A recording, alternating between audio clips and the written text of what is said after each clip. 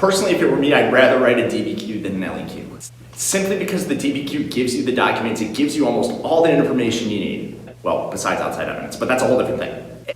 Everything you need is in the documents. The problem is you gotta learn how to use that correctly in order to get the points. And that's the focus of today. We want to talk about how you can use a document in all of the ways that would possibly get you points. Rather than spending time writing an entire DBQ essay in front of you, nobody wants to watch me do that. I'm going to take an example of one source from a past DBQ and show you the variety of ways you can and should use it to get the most points you possibly can.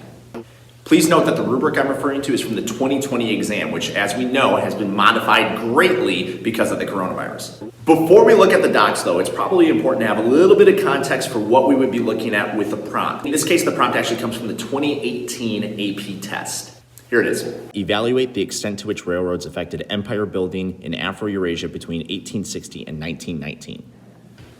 Now, normally if I was going through the whole DBQ, this is the point where I tell you to break down the prompt, understand what skill it's asking for you to use, what topic, and what time frame. And then from there, make a thesis. Here's a sample thesis you could use. Again, I'm not going to go into all the details, but I do want you to have an indication of where I would be going when I use the sources. A proper thesis could read something like this. Although the construction of railroads facilitated the growth of European colonial empires, railroads also led to the economic development and independence of African Eurasian states. So in my thesis, I've established that I'm arguing that railroads had a greater effect on Afro-Eurasian populations as it helped them become more economically independent and independent overall as states. And my counterpoint is that obviously railroads were first built for the growth of imperial Europe. So when I read these documents, I want to make sure that they fall into one of those two categories. How do they help Europe or how do they help Asia? All right, let's get the document. Now, before you even think about the points for a document, you should read the document first and figure out what the main idea is. Remember, for the 2020 DBQ, you only have 45 minutes to write this whole thing. So again, my rule of thumb is 10 to 15 minutes for reading and pre-writing. So you have to do this fast, which is why it doesn't have to be anything overly complex for the main idea. Initially looking at this source, you should find that it's a Qing dynasty official who's essentially weighing the pros and cons of embracing railroads in China, specifically saying that the Qing should not allow Europe to build the railroads, rather they should build them themselves. The main idea can be as simple as this, that a Qing official cautions against building railroads despite the potential economic benefits it has. Now, while I may need to refer back to the document in the future, this basic idea gives me everything I need to actually argue. In 2020, the DBQ has 5 sources. You only need to use 4 of them. I would use all 5 just in case. There are 3 ways to get points for them: description, support, and sourcing. Each of these tools are progressively different and build on the previous skill. We'll start with description and support, which are 2 very different things, and people do not realize that. When they ask you to describe the content of the source relevant to the topic, it's basically just asking you to explain what the source says. What is it? For example, I can describe this pen. This is a pen. It is blue. When it writes, the ink that comes out is blue. That's a very simple description of the pen. Now, if I just do that, I would earn 1 point for saying what this pen is. Support, on the other hand, is not the same thing. Because eventually they want you to support your argument by explaining what the document says and how that actually proves your overall point.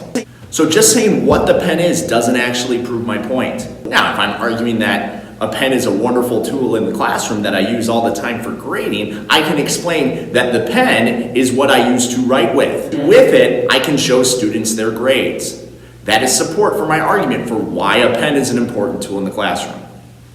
I know that sounds really simple, but it's a really important difference to understand. For a quick refresher, here's what the rubric has to say about both these things. Now remember, for the 2020 DBQ only, there are 3 possible points you can get simply for using evidence from the document. The first point is pretty simple. For at least 2 of the documents, you just have to address what they say and how they fit in with the topic of the overall prompt. The second and third points for evidence from the documents are a little bit more complex, meaning do you support the argument using these documents? It's pretty simple. If you support using 2 documents, you get 1 point, and if you support using 4 documents, you would get 2 points. Now, in finding the main idea of that source we looked at before, we basically already described the content of the document. We established that it's a Qing official talking about the pros and cons of building a railroad. And we just got to prove that it has to do with the overall concept and topic of railroads, but it's pretty obvious. That would be a point. Supporting the argument is a little bit different. We have to find a way to show how this document supports what we claimed before about how railroads help Afro-Eurasian states become more independent. So very simply, I can support my argument using this document like this. I can say, by explaining both the benefits and risks of building railroads in China, this Qing official demonstrates how China could simultaneously be strengthened, yet at the mercy of Western influence, showing that railroads could impact the survival of an Afro-Eurasian state. There I use the evidence from the document to support that thesis I made before. Again, if I want both the points, I got to do that for 4 different sources. Generally, those 2 points are the easier ones to get. It's the sourcing that can be challenging. Sourcing is part of the analysis section of your DBQ, and it's really where your DBQ takes another level. This is something that I see a lot of students either skip or mismanage. A lot of times they just don't understand it, or they forget about it with all the other things going on. But it's actually a little bit easier than it sounds. Here's what the rubric says. This is a little bit different in 2020. You can get up to 2 points for sourcing documents. 1, if you source 1 document. 2, if you source 2 documents. Okay, so what's sourcing? Well, it's actually something you've been doing all year. Bring in the hippo. No, wrong hippo. Get that hippo out of here. No, well, actually it's not hippo in this case. We're gonna kick off the O, it's more like hip. But this is something we always did with documents when we looked at them throughout the year. For each document, we want to find out what the historical situation, the intended audience, the purpose, and the point of view of the author is. That is how you source a document. You attribute credit to where it's from, and you explain its background. In a DBQ, they want you to use one aspect of hippo, just one, to explain why a given document is relevant to that overall argument. I'm going to show you how to use all of them though. Historical situation or historical context is probably the easiest one to do.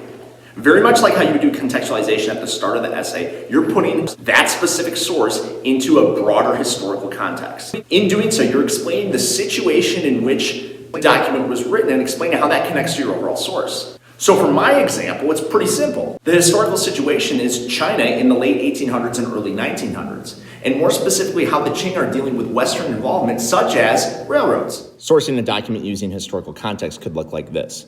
This memorandum to the Qing dynasty comes at the turning point in Chinese history as the Qing fought to keep hold of traditional Chinese values despite the ongoing Western pressures of imperialism, especially from Great Britain. If you choose to source the document using the intended audience option, you're simply explaining who the document was written or created for. That gives you more background into why it was written, and again, puts it into a broader historical context. So again, with this source we're looking at here, who it was written for is going to be very important in understanding the overall meaning of this document. Here's an example. Since the Qing court and dynasty would have the final say in regards to building railroads or making deals with the West, this memorandum clearly portrays the difficulty of such decisions and the potential outcomes.